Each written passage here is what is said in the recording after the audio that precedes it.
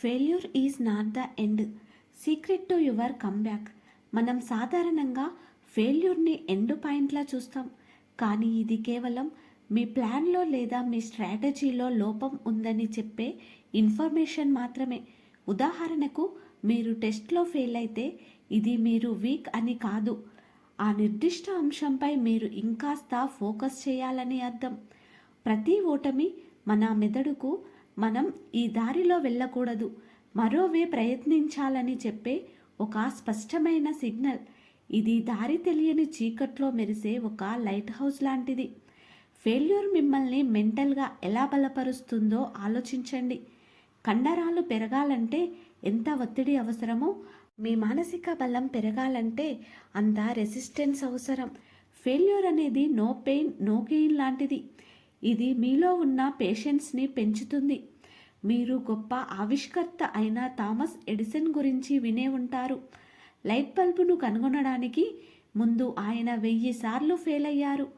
ఆయన దృష్టిలో అవి ఫెయిల్యూర్స్ కావు, పనిచేయని 1000 రూట్స్ను తెలుసుకోవడం.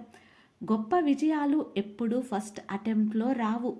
ఫెయిల్యూర్స్ ఎదురైనప్పుడు మీరు ఆ బాధను అనుభవించండి, ఫీల్ అవ్వండి, కానీ అక్కడే స్టాప్ అవ్వకండి. మీరు వెంటనే చేయవలసిన పని ఏమిటంటే, ఆ ఫెయిల్యూర్ మీకు ఏమి నేర్పిందో గమనించండి. మీ ఎమోషన్ మిమ్మల్ని వెనక్కి లాగిందో అనలైజ్ చేయండి.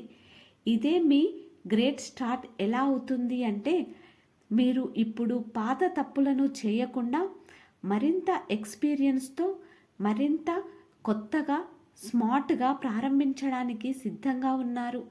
గతంలో పడ్డ ప్రతి దెబ్బ ఇప్పుడు మీ పవర్. ఈరోజు ఫెయిల్యూర్ గురించి మీ పాత డెఫినిషన్ని మార్చండి. మీ గత ఓటములను మీ టీచర్స్గా చూడండి.